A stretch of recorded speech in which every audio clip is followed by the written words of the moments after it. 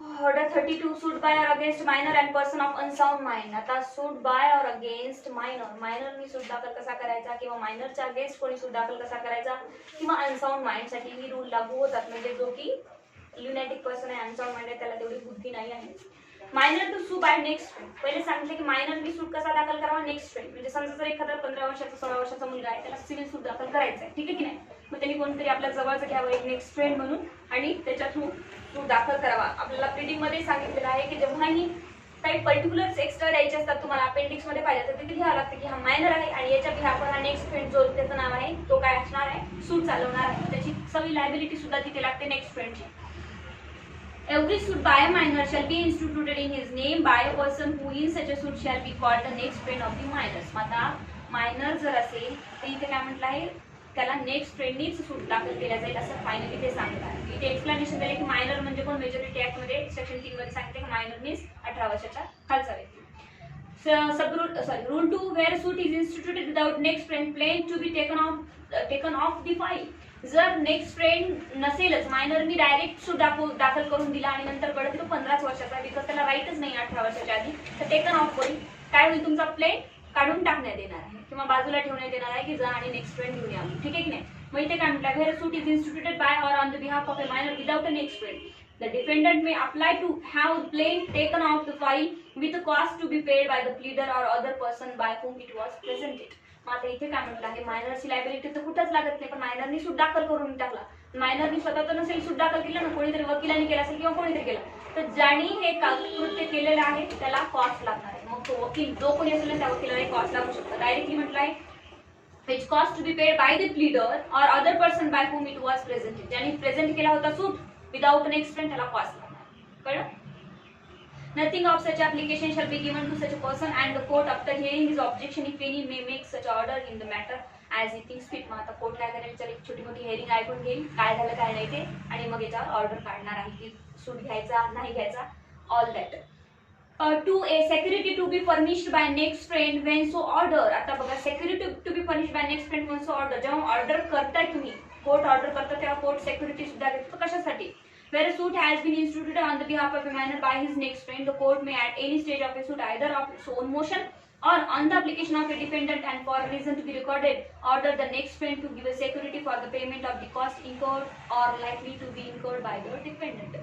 मग जेव्हाही कुठला नेक्स्ट फ्रेंड समोर येतो आणि म्हणतो की मी इथे सूट मध्ये या मायनरचा नेक्स्ट फ्रेंड आहे, याला काही कळत नाही, हा लहान आहे, मी जे काय होईल ते माझ्या हातात आहे, मग कोर्ट त्याच्याकडून सेक्युरिटी मागून घेतं. कशासाठी सेक्युरिटी मागून घेतं, की यांनी मधातच सूट सोडून तरी पळून जाऊ नये किंवा हा मायनर आहे त्याचा काही फायदा घेऊ नये, याच्यासाठी सेक्युरिटी कोर्ट मागून घेतं. Instituted by an indigent person, the security shall include the court fees payable to the government. मग इथे सांगितलं आहे की त्या सेक्युरिटीमध्ये हे मेन्शन राहील की काही जर प्रॉब्लेम आला, ठीक आहे, हा मायनर जर नाही निघाला किंवा दुसरे काही अडचणी आल्या, मी याला धोका दिला तर मी कोर्ट फीज पे करणार आहे टू द गव्हर्नमेंट. तिथे 25 ऑर्डर मध्ये जशी सेक्युरिटी फर्निश करायला सांगितले तशा प्रकारे फर्निश होईल सेक्युरिटी. 3 मध्ये guardian for the suit to be appointed by court for the minor dependent. आता बघा, आपण जे पहिला रूल पाहिला ना, तर मायनर प्लेंटिफ साठी होतं. जेव्हा कोणताही मायनर सूट दाखल करतो प्लेंटिफ म्हणून, ठीक आहे की नाही, तर त्याला नेक्स्ट फ्रेंड म्हणतो आपण. इथे डायरेक्टली दिलं नाहीये त्यांनी, पण लक्षात ठेवा, प्लेंटिफ जेव्हा एक मायनर प्लेंटिफ सूट दाखल करतो त्याच्या बिहाफवर जर त्याला कोणाला लावायचं असेल त्याला नेक्स्ट फ्रेंड म्हणायचं. तिथेच जर डिपेंडंट मायनर असेल तर त्या पर्सनला काय म्हणलं जातं, गार्जियन किंवा गार्डियन, व्हॉट युअर प्रोनाउन्सिएशन जे काही आहे ते गार्जियन म्हणतात जास्तीत जास्त, त्याला गार्जियन म्हटलं जातं, म्हणून ते गार्जियन शब्द आहे. When the defendant is a minor, the court on being satisfied of the fact of his minority, dependent minor आहे, कोर्टाला सॅटिस्फॅक्शन झालं, shall appoint a proper person to be guardian for the suit for such a minor. मग आता court direct करणार आहे की तुम्ही एक प्रॉपर पर्सन मॅनेज करा, प्रॉपर पर्सन अपॉइंट करा मायनर साठी या डिपेंडंट साठी. An order for the appointment of a guardian for a suit may obtain upon application in the name and behalf of the minor or by the plaintiff. इथे काय म्हटलं, appointment काय, guardian for the suit may be obtain upon application of the name and behalf of the minor और by the plaintiff. मग आता इथे काय होऊ शकतं, एक तर डायरेक्टली डिपेंडंट म्हणू शकतो की मी मायनर आहे, माझ्या बिहाफवर गार्जियन येईल, किंवा कोर्ट म्हणू शकतो डिपेंडंट मायनर आहे, कोणीतरी गार्जियन आणा, किंवा मग ऍप्लिकेशन प्लेंटिफ ही करू शकतो की सर जो डिपेंडंट आहे तो मायनर आहे, पहिले त्यांना काय करायला लावा, एक गार्जियन समोर आणला. ठीक आहे, ह्या तिन्ही दृष्टिकोनातून तुमच्याकडे येऊ शकतं ऍप्लिकेशन.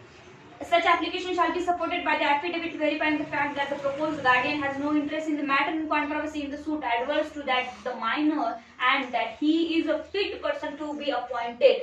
मग आता जो कोणी गार्जियन समोर येणार आहे त्याला ऍफिडेव्हिट द्यायचं, ठीक आहे की नाही, की मी यांचं सूट जे आहे ते सगळं पाहणार आहे, माझा कुठलाही ऍडव्हर्स इफेक्ट याच्यामध्ये नाही आहे. म्हणजे काय की मी कुठल्याही प्रकारचा फायदा घेणार नाही आहे, माझे रिलेशन्स आहेत म्हणून मी यांना साथ देतो, असिस्ट करतो, मदत करतो, मी कुठल्याही प्रकारचा ऍडव्हर्स इफेक्ट नाही आहे. आणि fit to be appointed, fit म्हणजे काय त्यालाही कळलं पाहिजे ना, तुम्ही लुनॅटिक पर्सन तर गार्जियन बनू शकत नाही किंवा मायनरही बनू शकत नाही, मग दुसऱ्यापैकी फिट प्रुडंट मॅन म्हणून तिथे तुम्ही नेलं पाहिजे त्याला. No order shall be made on any application under this rule except upon a notice to any guardian of the minor appointed or declared by any authority competent in their behalf. Or where there is no such guardian upon notice of the father, or where there is no father to the mother, or where there is no father, mother, or other natural guardian to the person in whose care the minor is, and after hearing an objection, any objection which may be urged on behalf of the person served with notice under this sub-rule. इथे काय म्हटलं आहे की जेव्हा कुठल्याही याच्यावर application दिल्या जाणार नाही, कधी पहिले तर एखाद्या कॉम्पिटंट ऑथॉरिटीने तुम्हाला गार्जियन प्रोव्हाइड केलं, डिपेंडंट आहे आणि कोर्टाने कॉम्पिटंट ऑथॉरिटीने तुम्हाला गार्जियन प्रोव्हाइड केला आहे, त्याच्यावर काही अप्लिकेशन द्यायची गरज नाही. पुढे म्हणतात की जर फादर मदर येऊन काम करत असेल तर अप्लिकेशन द्यायची गरज आहे का, नाही गरज आहे. पण फादर मदर हे सगळ्या गोष्टी नसेल आणि कोणीतरी तिराहित पासून तुम्हाला गार्जियन अपॉइंट करायचं असेल तरच नोटीस द्यावी लागते. आता समजा एक आई आहे, मुलगा लहान आहे, तिला पार्टिशनचं सूट दाखल करायचं मुलाच्या नावावर, डायरेक्टली ती जाऊन दाखल करू शकते, तिला ऑब्जेक्शनच घेणार नाही ना कुणी, म्हणून ते ऍप्लिकेशन द्यायला फादर मदर जवळचे जर असेल नॅचरल गार्डियन तर ऍप्लिकेशन द्यायची गरज नाही. आणि कॉम्पिटंट ऑथॉरिटी म्हणजे कोर्टानेच तुम्हाला गार्जियन दिलाय प्रॉपर तरी तिथे ऍप्लिकेशनची गरज नाही. 4A, the court may in any case if thinks fit issue a notice under rule 4 to the minor also. आता इथे पुन्हा काय म्हणताय, जर कोर्टाला वाटलं तर कोर्ट मायनरला सुद्धा नोटीस पाठवू शकते की हे गार्जियन वगैरे आम्ही लावलेले आहे कॉम्पिटंट ऑथॉरिटीनुसार. 5 मध्ये a person appointed under sub rule 1 to be a guardian for the suit for a minor shall unless is appointed in terminated by the retirement, removal or death continue as such a throughout all proceeding arising out of the suit including proceeding in any appellate or revisional court and any proceeding in the execution of a decree. इथे म्हटलंय की जो कोणीही minor साठी guardian आणि किंवा next friend जो कोणी अपॉइंट केलेला आहे तुम्ही, तो कुठपर्यंत राहणार तुमच्यासोबत, म्हणजे मायनरच्या सूट संपेपर्यंत राहणार पहिली गोष्ट, ठीक आहे की नाही. मग सूट संपल्यानंतर त्या मायनरला काय करायचं, अजून तो मायनरच आहे, अजून त्याला काय हायकोर्टात जायचं, रिव्हिजन करायचं, अपील करायची, तरी तो राहणार. कुठपर्यंत राहणार, जोपर्यंत त्याची डेथ होत नाही, जोपर्यंत तो रिटायरमेंट स्वतःहून घेत नाही तोपर्यंत राहणार. मग त्यांनी जर रिटायरमेंट घ्यायची असेल तर त्याला एक ऍप्लिकेशन द्यावं लागेल की मी आजपासून यांचा नेक्स्ट फ्रेंड किंवा गार्जियन नाही, तोपर्यंत तो राहणार आहे. तर 2-3 गोष्टी लक्षात ठेवायच्या, रिटायरमेंट, रिमूव्हल और डेथ, या 3 गोष्टीनुसार तुमचा नेक्स्ट फ्रेंड किंवा मग गार्जियन जाऊ शकतो. अदरवाईज मधातूनच तो कधी म्हणू शकत नाही जा आज मी तारखेला येत नाही, त्याची लायबिलिटी लागते, ठीक आहे. आणि समजा जर त्यांनी रिटायरमेंट घेतली नाही आणि त्याची जर डेथ नाही झाली आणि मायनरनी परत अपीलचं अप्लिकेशन दिलं हायकोर्टामध्ये तर हाच गार्जियन तिथे राहणार जोपर्यंत तो स्वतःहून सांगत नाही की मी नाही आता. 3A, decree against minor not to be set aside unless prejudice has been caused to his interest. Decree set aside होणार नाही, कधी होणार नाही, जोपर्यंत इंटरेस्ट मायनरचा बनतो तोपर्यंत. आता हे काय म्हणतात बघूया. No decree passed against minor shall be set aside merely on the ground that the next friend or guardian for the suit of the minor had an interest in the subject matter of the suit adverse to that of the minor. इथे काय म्हटलं आहे, जर एखाद्या मायनरचा जर कोणी next friend असेल किंवा गार्जियन असेल तर त्यांनी मेरली म्हटलंय, फक्त त्याचा काहीतरी ऍडव्हर्स इफेक्ट येतो, कुणाचा, नेक्स्ट फ्रेंडचा किंवा गार्जियनचा, त्यांचा कुठेतरी ऍडव्हर्स इफेक्ट येतो, तो कुठेतरी फायदा बघत आहे. ओनली अँड ओनली या ग्राउंडवर सेट असाइड डिक्री होणार नाही, म्हणजे मायनरला याचा काहीही फायदा फरक पडणार नाही. म्हणजे डिक्री तर निघाली पण नंतर कळालं प्लेंटिफला की जो डिपेंडंट होता ना तो त्याचाच फायदा बघत होता सर, म्हणूनच केस त्यांच्या फेवर मध्ये लागली. इथे जी केस होती ती अशी नव्हती, त्यांचा ऍडव्हर्स इफेक्ट इथे कुठेतरी येतोय नेक्स्ट फ्रेंडचा किंवा गार्जियनचा, तर एवढ्याच कारणावरून डिक्री कॅन्सल होणार नाही. But the fact that by reason of such adverse interest of the next friend or guardian for the suit, prejudice has been caused to the interest of such a minor shall be ground for setting aside the decree. मग इथे काय म्हटलं, but च्या नंतर fact by the reason of adverse interest of the next friend or guardian of the suit, prejudice has been caused the interest of the minor. पण तेच जर मायनरच्या इंटरेस्टला त्यांचा ऍडव्हर्स इफेक्ट फरक पडत असेल तर डिक्री सेट असाइड होऊ शकते. याचा सिम्पली मिनिंग आहे की जेव्हाही कोणी नेक्स्ट फ्रेंड किंवा तुम्ही गार्जियन अपॉइंट करता तो कुठेतरी छोटा मोठा ऍडव्हर्स इफेक्ट पाहते की मला काहीतरी बेनिफिट भेटलं पाहिजे, या नुसत्या तेवढ्या गोष्टीवर मायनरला काही फरक पडत नसेल तर त्याच्या जे काही त्याचा फायदा घेतोय त्यामुळे या गोष्टीवर डिग्री कॅन्सल होणार नाही. बट त्यांनी जो ऍडव्हर्स इफेक्ट घेतला आहे त्याचा जर मायनरला इफेक्ट होत असेल तर मग डिग्री सेट असाइड होते. Nothing in this rule shall preclude the minor from obtaining any relief available under any law by reason of the misconduct or gross negligence on the part of the next friend or guardian for the suit resulting in prejudice to the interest of the minor. मायनरला major झाल्यानंतरही, ठीक आहे की नाही, आता तो major झाला, आज 18 वर्ष झाला, त्याला कळलं की माझ्या नेक्स्ट फ्रेंडने मला फसवलं होतं, मला याच्यापेक्षा जास्त काहीतरी मिळणार होतं पण यांनी मला फसवलं, तर तो कुठल्याही कायद्यानुसार जे जे राईट्स आहे त्याला, ठीक आहे, ग्रॉस निग्लिजन्स, मिसकंडक्ट केली माझ्यासोबत, म्हणजे क्रिमिनल ऍक्ट सुद्धा तो एखादा सूट दाखल करू शकतो कुठल्याही प्रकारचा. ठीक आहे. Who may act as a next friend or be appointed guardian for the suit. आता कोण असणार आहे तुमचा गार्जियन आणि नेक्स्ट फ्रेंड, तर खाली सांगताय की कोण असणार आहे, कोणाला अपॉइंट करायला ऑथॉरिटी आहे. Any person who is sound mind and he has attain the majority may act as a next friend of a minor or he is a guardian for the suit. कुठलाही sound mind person आणि त्यांनी majority attain केलेली आहे तो person तुम्ही सांगू शकता की हा माझा नेक्स्ट फ्रेंड आहे किंवा गार्जियन आहे. Provided that the interest of such a person is not adverse to that of the minor and that he is not in the case of a next friend, a defendant or in the case of a guardian for the suit of plaintiff. आता इथे काय म्हटलं आहे, मग असा व्यक्ती की तो 7 महिन्याचा असला पाहिजे, त्याचा ऍडव्हर्स इफेक्ट नसला पाहिजे आणि तोच पर्सन डिफेंडंटचा गार्जियन नसला पाहिजे जर प्लेंटिफला नेक्स्ट फ्रेंड करायचं असेल, आणि तोच पर्सन जर डिफेंडंटला इकडे गार्जियन करायचं असेल तर याचा नेक्स्ट फ्रेंड नसायला. ठीक आहे, दोन गोष्टी कळल्या माझे की महत्वाचं आहे, थोडं व्यवस्थित ऐकून घ्या कारण प्रश्न येतात त्याच्यावर. Where a minor has a guardian appointed or declared by competent authority, जेव्हा minor has guardian appointed or declared by the competent authority, एखादा competent authorities तुम्हाला डिक्लेअर करून देत आहे, no person other than such a guardian shall act as the next friend of the minor or to be appointed his guardian for the suit unless the court consider for the reason to be recorded that it is for the minor's welfare that another person be permitted to act or be appointed as the case may be. जर competent ऑथॉरिटीने, आपल्याकडे भरपूर सारे legal एडच्या authority वगैरे आहे, अशा ऑथॉरिटीने एखाद्या minor पर्सनला next friend जर निवडून दिला तर आता तुम्हाला दुसरा नेक्स्ट फ्रेंड अपॉइंट करायची गरज नाही, पहिले ते हे म्हणत आहे. पण जर कोर्टाला वाटलं की नाही इथे नुकसान होईल तर अजून जर जवळचा कोणी काका मामा कोणी असेल त्याला आपण नेक्स्ट फ्रेंड अपॉइंट केलं तर चांगलं राहील, तर कोर्ट तिथे करू शकतो अपॉइंट. ठीक आहे, केस may be as the case may be, जर कोर्टाला वाटलं तर अपॉइंट करू शकतो कोर्टाने कन्सिडर केलं तर. No person shall without his consent in writing be appointed guardian for the suit, but his consent. आता इथे कन्सेंटचा तर मायनरचा काही संबंध नाही, पण इथे काय म्हटलं आहे, वरच्या याच्यात म्हटलं होतं की कॉम्पिटंट ऑथॉरिटीने एक नेक्स्ट फ्रेंड अपॉइंट केला होता पहिले, पण तुम्ही म्हणताय की नाही सर मला माझे काका अपॉइंट करून पाहिजे. ठीक आहे, एक सिंपल लँग्वेज सांगते, तर आता जे कॉम्पिटंट ऑथॉरिटीचा ऑलरेडी जो नेक्स्ट फ्रेंड अपॉइंट केलाय त्याची कन्सेंट घेतल्याशिवाय आणि त्यांनी सोडून गेल्याशिवाय तुम्हाला दुसरा नेक्स्ट फ्रेंड अपॉइंट करता येत नाही. कळलं? जो ऑलरेडी अपॉइंटेड होता बाय दी कॉम्पिटंट ऑथॉरिटी त्याची रायटिंग मध्ये कन्सेंट घ्यावी लागेल की आता माझ्या जाग्यावर यांचा जो रिलेटिव्ह आहे तो नेक्स्ट फ्रेंड म्हणून काम करणार.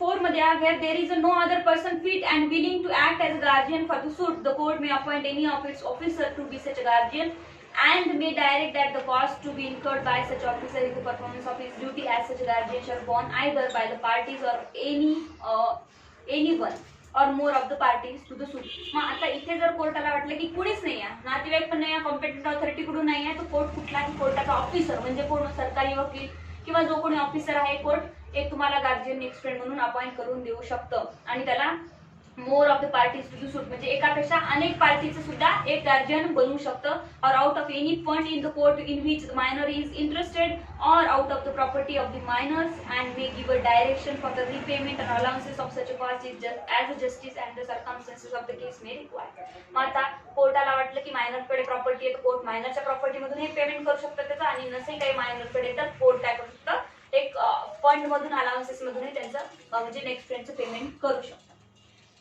5 मध्ये rule 5 representation of a minor by next friend or guardian for the suit. आता रिप्रेझेंट कोण करणार आहे, नेक्स्ट फ्रेंड करणार आहे कोर्टामध्ये, पण ते रिप्रेझेंटेशन कसं राहणार आहे. Every application to the court on the behalf of a minor other than an application under Rule 10 Sub-Rule 2 shall be made by his next friend or by his guardian for the suit. ठीक आहे, मग आता तुम्हाला application करावं लागेल पहिले कुठल्याही मायनरला appoint करणार की मी मायनरचा नेक्स्ट फ्रेंड किंवा गार्जियन होतोय. Every order made in a suit or on any application before the court in or by which a minor is any way concerned affected without such a minor being represented by the next friend guardian for a suit as the case may discharge, and where the pleader of a party at whose instant the order was obtained knew or might reasonably have known the fact of such a minority with the cost to be paid by such a pleader. आता इथे परत म्हटलं आहे की जर तुम्ही application केलं next friend साठी आणि गार्जियन साठी as the case may be being represented by the next friend or guardian of suit as the case may be discharged. आता इथे डिस्चार्ज लायबिलिटी सुद्धा होऊ शकते तुमची, मग जे काही तुम्ही प्लीडर किंवा नेक्स्ट फ्रेंड म्हणून जात आहात ना, तो तुमची लायबिलिटी मायनरची त्यांच्यावर डिस्चार्ज होऊ शकते आणि सगळं काम तुम्हालाच करावं लागणार आहे. 6 मध्ये आहे received by next friend or guardian for the suit of property under decree for minor. इथे रिसिप्ट शब्द आहे का? A next friend or guardian for the suit shall not without the leave of the court receive any money or other movable property on the behalf of the minor. आता इथे म्हटलं next friend किंवा guardian कोणीही असो, कुठलीही degree मधली property किंवा कुठलं काहीही पैशाचं मॅटर असो सूट मधलं कोर्टाच्या परमिशन शिवाय करू शकत नाही. कोणासाठी नियम आहे हा? नेक्स्ट फ्रेंड साठी आणि गार्जियन साठी. बिकॉज मायनरला तर विचारण्यात काही फायदाच नाही, मायनरला कोणी विचारणारच नाही. आता कशा घ्यायची मग? By way of compromise before the degree or order. Suit सुरू होता, नेक्स्ट फ्रेंड आणि गार्जियननीच ठरवून टाकलं की आपण कॉम्प्रोमाइज करून घेऊ दोघं. आता जर प्लेंटिफ डिपेंडंट असले ना, यांना करता येतं डायरेक्टली, कारण ते मेजर आहेत दोघं, पण मायनर आहे तिथे एक कोणीतरी प्लेंटिफ किंवा डिपेंडंट. मग अशा परिस्थितीत त्यांना कोर्टाची परमिशन घ्यावी लागेल जर कॉम्प्रोमाइज करायचं असेल तर. अंडर अ डिग्री ऑर या गोष्टीसाठी तुम्हाला कोर्टाची परमिशन घ्यावी लागणार आहे. वाचून घ्या, समजून जाईल. is the manager of the Hindu undivided family and the decree or order relate to the property or business of the family. but इथे प्रोव्हाइजो दिला आहे. पहिल्याच्यात काय म्हणते की कुठली कॉम्प्रोमाइज करायची प्रॉपर्टी तुम्हाला पैसा घ्यायचा असेल तर कोर्टाची परमिशन घ्यावी लागणार आहे. बिकॉज तुम्ही डायरेक्टली पार्टी नाही आहात, नेक्स्ट फ्रेंड आणि गार्जियन. परत म्हटलंय कॉम्पिटंट ऑथॉरिटीने जरी तुम्हाला गार्जियन म्हणून लावलं तरीही तुम्हाला काय करावं लागणार? कुठली प्रॉपर्टी मुवेबल इमुवेबल किंवा मनी सेटलमेंट असेल तरी कोर्टाची परमिशन घ्यावी लागणार आहे. बट इथे प्रोव्हाइजो मध्ये सांगितलं 2 पॉईंट दिलाय की हिंदू अनडिवाइडेड फॅमिली असेल तर तिथे तुम्हाला कोर्टाची परमिशन घ्यायची गरज नाही. परत म्हणता is the parent of the minor. मग परत म्हणतात मायनरचे पॅरेंटच जर नेक्स्ट फ्रेंड असेल तर इथे तुम्हाला प्रॉपर्टी विकताना किंवा मनी डिग्रीचे व्यवहार करताना घ्यायची गरज नाही. Rule 7 agreement of compromise by next friend or guardian for the suit. आता काय म्हणते? Agreement of compromise by next friend or guardian for the suit. आता अग्रीमेंट करायचं तुम्हाला काही दोघांमध्ये आणि एक कॉम्प्रोमाइज करायचं तर काय होईल? No next friend or guardian for the suit shall, without the leave of the court expressly recorded in the proceeding, enter into any agreement or compromise of the behalf of minor with reference to the suit in which he acts as a next friend or guardian. परत म्हटलंय गार्जियनला next फ्रेंडला काहीही करायचं असेल, कोणासोबत agreement करायचं असेल, compromise करायचं असेल तर कोर्टाची परमिशन घ्यावी लागणारच आहे. 1A an application for leave under sub rule 1 shall be accompanied by the affidavit of the next friend or guardian for the suit. मग आता हे जर ऍप्लिकेशन तुम्हाला द्यायचं असेल तर विथ ऍफिडेव्हिट द्यावं लागेल कोर्टाला की आम्हाला ही कॉम्प्रोमाइज करायचं आहे सर वगैरे वगैरे. As the case may be and also if the minor is represented by a pleader by the certificate of the pleader. मग जर रिप्रेझेंट प्लीडरच करत असेल त्याला डायरेक्टली की मीच त्याचा नेक्स्ट फ्रेंड आहे, तुम्हाला एक प्लीडरला सर्टिफिकेट द्यावं लागेल. To the effect that the agreement of compromise propose is in his opinion for the benefit of the minor. हे जे अग्रीमेंट आम्ही करतोय, हे जे कॉम्प्रोमाइज करतोय हे मायनरच्या बेनिफिशियल मध्ये आहे, बेनिफिट मध्ये आहे असं सांगावं लागेल त्या सर्टिफिकेट मध्ये. Provided that the opinion so expressed, whether in the affidavit or in the certificate, shall not preclude by the court from examining whether the agreement or compromise proposed is for the benefit of the minor. मग असे जर application दिले तुम्ही वकिलांनी किंवा मायनरच्या next फ्रेंडनी किंवा गार्जियननी की आम्हाला कॉम्प्रोमाइज करायचं आणि कॉम्प्रोमाइज जे आहे ते बेनिफिट मध्ये आहे मायनरच्या, तर कोर्ट त्याच्यावर तुम्हाला एक्झामाइनही करू शकतो. म्हणजे कोर्टाला जर वाटलं सॅटिस्फॅक्शन नाही झालं तर एक्झामाइन करू शकतो कोर्ट तुम्हाला. ठीक आहे. पुढे म्हटलं आहे सब rule 2 any such agreement or compromise entered into without the leave of the court so recorded shall be voidable against all parties other than the minor. परत म्हटलं आहे की जर विदाउट परमिशन तुम्ही असे काही काम करत असाल तर ते voidable राहणार आहे, पण तरी voidable असून सुद्धा मायनरवर त्याचा काही इफेक्ट होणार नाही. तर ते तुमचं तुम्हालाच करावं लागेल. समजा नेक्स्ट फ्रेंड आणि गार्जियननी काही कॉम्प्रोमाइज करून टाकलं बाहेर, ठीक आहे की नाही, आणि मग कोर्टाला वाटलं की आमची तर परमिशनच नाही घेतली, ठीक आहे की नाही, मग नेक्स्ट फ्रेंड आणि गार्जियन म्हणायचं काय गरज आहे परमिशन घ्यायची, आमचं आणि कॉम्प्रोमाइज करून टाकलं तर कोर्ट काय म्हणतं हा सूट तुमचा नाही आहे, मायनरचा सूट आहे, तुम्ही फक्त बिहाफवर काम करत आहे, तुम्हाला आमची परमिशन घेणं गरजेचं आहे. मग इथं ज्यांनी दोघांनी मिळून कॉम्प्रोमाइज आणि दोघांनी मिळून जे अग्रीमेंट केलं ना ते व्हायडेबल होणार आहे. कळलं का? सूटवर काही फरक पडणार नाही मायनरचा. 8 retirement of a next friend. आता नेक्स्ट फ्रेंडची रिटायरमेंट कधी होईल? Unless otherwise order by the court a next friend shall not retire without first procuring a fit person to be put in his place and giving the security for the cost already incurred. जोपर्यंत court direct करणार नाही तोपर्यंत जो next friend आहे तो retire होणार नाही. ठीक आहे, जोपर्यंत तो फिट स्टेट ऑफ माइंड मध्ये आहे. म्हणजे त्याला जर समजा आजारी झाला, येऊ शकत नाही किंवा अनसाउंड माइंड झाला तर डायरेक्टली कोर्ट सांगणार आहे की आता हा नेक्स्ट फ्रेंड नाही आहे. The application for the appointment of a new next friend shall be supported by the affidavit showing the fitness of the person proposed and also that he has no interest adverse to the minor. परत सांगितलं ना, हा जर retire झाला तर with affidavit दुसरा next friend आपल्याला आणावं लागणार आहे आणि तोही फिट स्टेट ऑफ माइंडचा आहे का. हे ऍफिडेव्हिट त्याच्यासाठी दिलं जातं की मी एक प्रुडन्स मॅन आहे, सत्य विवेक बुद्धीचा वगैरे असं काहीतरी त्याच्यावर लिहिलं जातं आणि मग ते ऍफिडेव्हिट दिलं जातं. Rule 9 removal of the next friend. आता रिमूव्ह कधी करायचं नेक्स्ट फ्रेंडला? Where the interest of the next friend of the minor is adverse to that the minor. Adverse effect बनतोय, काहीतरी फायदा घेतोय तो मायनरचा, तेव्हा तुम्ही रिमूव्ह करू शकता. Or where he is so connected with the defendant whose interest is adverse to that the minor as to make it unlikely that the minor's interest will be properly protected by him. मग तो डिफेंडंट कडून adverse effect करतो, म्हणजे plaintiff कडून तर next friend म्हणून जातोय पण त्याची आणि डिफेंडंटचं खूप पटतंय किंवा मग डिफेंडंट त्यांची काहीतरी मिलीभगत झाली, हो असं करूया वगैरे, असा काही ऍडव्हर्स इफेक्ट येत असेल तर ते दुसरा पॉईंट आहे, आपण त्याला रिमूव्ह करू शकतो. प्रोटेक्ट करतो तो डिफेंडंटला आणि नेक्स्ट फ्रेंड कोणाचा आहे? मायनरचा. Or where he does not do his duty. परत काय म्हटलंय, तो ड्युटी करत नाही आहे, ठीक आहे की नाही, प्रॉपरली येत नाही या तारखेवर. और during the pendency of the suit ceases to reside within the India. आणि पेंडन्सी ऑफ सूट मध्ये काय करतो तो? इंडियामध्ये राहत नाही आहे. और for any other sufficient cause application may be made on the behalf of the minor or by defendant for his removal and the court is satisfied of the sufficiency of the cause assigned may order the next friend to be removed accordingly and make such other order as the court may think fit. मग असे जर काही reason असेल मग plaintiff प्लेंटिफच्या बोलण्यावर किंवा डिफेंडंटच्या बोलण्यावर या नेक्स्ट फ्रेंडला काढण्यात येणार आहे, रिमूव्ह करण्यात येणार आहे आणि कोर्ट त्याच्या ओन मोशनवरही असं करू शकतं. आणि जर असं केल्यानंतर जर कोर्टाला कळलं की याच्यामुळे दावा खूप लेट झाला, कॉस्ट लावायची असेल तर कॉस्ट त्या नेक्स्ट फ्रेंडला. सीजेस म्हणजे इथे तो सांगतो की सीज म्हणजे त्यांनी राहायला पाहिजे होतं तिथे, जे पेंडिंग सूटचं पेंडिंग डे होते ना तेव्हा इथे सीज म्हणजे इथून जायचं नव्हतं बाहेर, देशाबाहेर, तर तो गेला. ठीक आहे. Whether the next friend is not a guardian appointed or declared by an authority competent in the behalf and the application is made by the guardian so appointed or declared. जर competent authority ने कुठलाही next friend or guardian declare केला नाही आहे, who desire to be himself appointed in the place of the next friend, मग आता दुसरा कोणी तुम्ही अपॉइंट करू शकता. the court shall remove the next friend unless it consider. परत सांगले ते आपण जे आधी वाचलं ना तेच आहे. मग कोर्ट कन्सिडर करेल की तो आहे की नाही व्यवस्थित.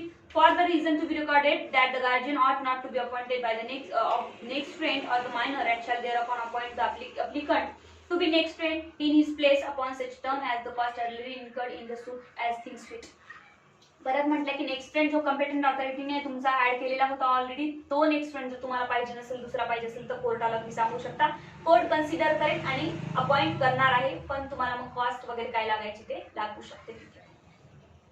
10. Stay of proceeding on removal except of a next friend. Stay of proceeding on removal or a next friend. आता समजा रिमूव्ह केला मध्येच, मग आता प्रोसिडिंग कोण पाहणार? तर दुसरा नेक्स्ट फ्रेंड येईपर्यंत प्रोसिडिंग स्टे राहू शकते इन हिज प्लेस. मग दुसरा नेक्स्ट फ्रेंड जोपर्यंत येणार नाही तोपर्यंत काय होणार आहे? प्रोसिडिंग थांबवण्यात येणार आहे. म्हणजे आज जर नेक्स्ट फ्रेंडची डेथ झाली तेवढ्या लवकर येऊ शकते का? 2 दिवसात किंवा 1 दिवसात तारखेला नाही, तर मग तिथे काय करणार आहे? कोर्ट स्टे करणार आहे प्रोसिडिंग, बिकॉज ऑप्शन्स नसतं, मायनर कोर्टात जाऊन राहू शकत नाही, अधिकारच नाही. Where the pleader of such a minor omits. आता प्लीडर जे आहे ओमिट्स करतात within the reasonable time to take a step to get the new next friend appointed. Pleader काय करताय? मुद्दाम काय करताय? आणत नाही नेक्स्ट फ्रेंडला काहीतरी लेट करायचं. Retirement removal or death of a guardian for the suit. आता retirement removal or death of guardian of the suit. करायचं काय म्हटलं? गार्डियन बद्दल सांगितलं, पहिले नेक्स्ट फ्रेंड बद्दल सांगितलं. सेमच आहे. where the guardian for the suit desire to retire does not to do his duty or where the sufficient ground is made to appear, the court may permit such a guardian to retire or remove him and may make such order as to cost as it is. जर guardian properly काम करत नसेल, retire होत असेल तर court त्यालाही तशी order देऊ शकतो. नेक्स्ट फ्रेंड साठी 12 मध्ये course to be followed by minor plaintiff or applicant on attaining majority. आता जेव्हा एक मायनर आहे किंवा डिपेंडंट होता मायनर किंवा प्लेंटिफ होता मायनर, त्यांनी मेजॉरिटी अटेन केली, ठीक आहे की नाही. आज 17 वर्षाचे ते 1 वर्ष सूट चालला, आता 18 वर्षाचे झाले.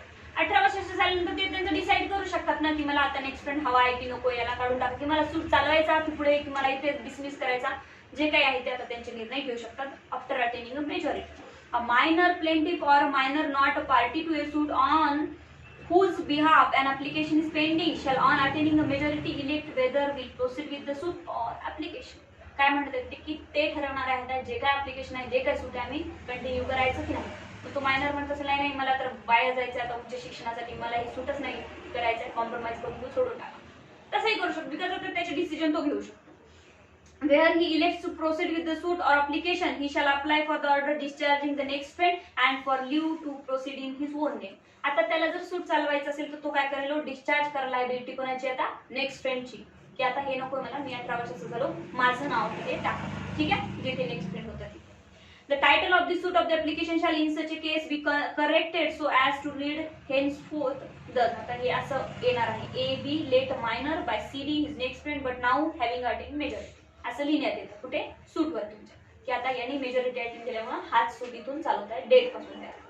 Where he elect to abandon the suit or application, he shall, if a sole plaintiff or sole applicant, apply for order to dismiss the suit application on repayment of the cost incurred by the defendant or opposite party or which may have been paid by his next friend. आता परत इथे म्हटलंय त्याला जर अबॅन्डन सोडून जायचं असेल सूट, त्याच्यासाठी तो अप्लिकेशन करत असेल, मग आता त्याला काय करावं लागेल, सोडून जात असेल मग रिपेमेंट ऑफ कास्ट काही लागत असेल तर ते द्यावं लागेल, आणि defendant of opposite party or which may have been paid by his next friend. 13 where minor co-plaintiffs attaining a majority desire to repudiate a suit. आता परत काय म्हटलं आहे की जेव्हा co-plaintiffs होते, एक आणि दोघं जण होते आणि दोघेही मायनर होते किंवा दोघांपैकी एक मायनर होता, त्याच्यापैकी एक मेजर झाला, मग आता काय होणार, तर बघा, where minor co-plaintiffs on attaining a majority desire to repudiate the suit, he shall apply to have his name struck out as a co-plaintiff. तो अप्लाय करू शकतो की सर आता माझं नाव काढून टाका, ठीक आहे ना, मला नाही सूट कंटिन्यू करायचं. And the court, if it find that he is not a necessary party, shall dismiss him from the suit on such a term as to cost otherwise as it thinks fit. परत कोर्टाला जर वाटलं की याची necessity नाही आहे, गरजेची काहीच काम नाही, तर कोर्टही त्याला स्ट्रक आउट करू शकतं. आणि जर तुम्हाला जबरदस्तीने कोणी सूट मध्ये बसवलं असेल तर मग कॉस्टही सूट वर कोर्ट लावू शकतो. Notice of the application shall be served on the next friend on any co-plaintiff and on the dependent. मग हे असं सगळं करायचं असेल तुम्हाला डिपेंडंटला आणि प्लेंटिफला पहिले नोटीस पाठवावी लागणार आहे. The cost of all parties of such application and of all or any proceeding therefore had in the suit shall be paid by such a person as the court direct. मग आता जे काही पार्टीवर application लागलेले आहे, त्यांच्यावर cost लागलेली आहे, त्यांनी कोर्टाच्या डायरेक्शननी पे करायची आहे.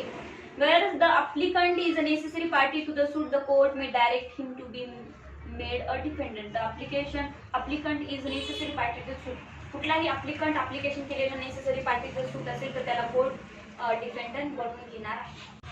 अनरिझनेबल और इम्प्रॉपर सूट, जर एखाद्याने नेक्स्ट फ्रेंडनी एखाद्या मायनरच्या बिहाफवर एखादा इरिझनेबल गरजेचा नसलेला आणि इम्प्रॉपर प्रॉपरली सूट दाखल केला नाही तर काय होईल, a minor or attaining majority may if sole plaintiff apply that a suit instituted in his name by his next friend be dismissed on the ground that it was unreasonable or improper. मग आता जर पहिले तो minor होता, आता major झाला आणि त्याला कळलं की हे जे काय ते अनरिजनेबल आणि इम्प्रॉपर सूट आहे, मला याच्यातलं काही घेणं नाही, उगीच कोणतं दाखल केलं माझ्या नावावर, तर तो डिसमिस्डचं ऍप्लिकेशन देऊ शकतो आणि डिसमिस करायला सांगू शकतो. Notice of the application shall be served on all parties concerned, and the court, upon being satisfied of the unreasonableness or impropriety, may grant the application and order the next friend to pay the cost of the parties in respect of application and anything done in a suit, or make such other order as he thinks fit. मग जेव्हा कोर्टाला कळेल की हे application घेतलं त्यांनी कोणतं की अनरिजनेबल आणि इम्प्रॉपर सूट होता, आता हा मेजर झाला, मेजर झाल्यानंतर अनरिजनेबल आणि इम्प्रॉपर सूट कोणी टाकलं गेला, नेक्स्ट फ्रेंडने, ठीक आहे. तर मग कोर्ट काय करणार आहे, जर कोर्टाला वाटलं तर नेक्स्ट फ्रेंडला कॉस्ट भरायला लावणार, कळलं का, कुणाला, नेक्स्ट फ्रेंडला. 15 rule 1 to 14 except rule 2A to apply to the person of unsound mind. आता हे जेवढे सगळे रूल आहेत तेवढे आपण मायनर आणि नेक्स्ट फ्रेंड कसे लागतात ते पाहिलं. इथे सेम रूल कसे लागणार आहे, जर कोणी मायनर नसून अनसाउंड माइंड असला तरीही हे सेम रूल लागणार आहे. सेव्हिंग मध्ये सांगितलं आहे की जर एखाद्या सेव्हिंग म्हणजे सगळीकडे सेव्हिंग मध्ये असंच सांगतात, सेव्हिंग मध्ये सांगितलं की समजा एखाद्या कुठल्या तरी स्पेशल कायद्यामध्ये जसं आपला रेंट कंट्रोल आहे किंवा दुसरा कोणता स्पेसिफिक असो, सक्सेशन ऍक्ट आहे, त्याच्यामध्ये जर काही मायनरचे राईट वेगळे असेल तर पहिले ते लागणार आहे आणि मग आपले लागणार आहे. पण सीपीसी ला कॉन्ट्राडिक्ट झाले नाही पाहिजे अशा प्रकारे लागणार आहे. हे प्रिव्हेल करणार नाही, स्पेशल लॉ प्रिव्हेल करते. कुठल्याही सेव्हिंग मध्ये हेच सांगितलं असतं. ठीक आहे. Nothing contain in this rule, एक मिनिट सेव्हिंगचं फर्स्ट वाचून दाखवतो. Nothing contain in this order shall apply to the ruler of foreign state suing being sued in the name of his state or being sued by the direction of the central government in the name of the agent or anything. हे जे आहे ना सेव्हिंगचा first line म्हणत आहे की हे order पूर्ण कुठल्याही रूलरला किंवा गव्हर्नमेंटच्या अगेन्स्ट जर लावायचे असेल तर लागणार नाही, बिकॉज गव्हर्नमेंट कुठे काही मायनर वगैरे नसते. ठीक आहे की नाही. हे ऑर्डर मायनर गव्हर्नमेंटला रूलर ऑथॉरिटीला लागणार नाही. आणि 2 मध्ये म्हटलंय की स्पेशल लॉ प्रिव्हेल करणार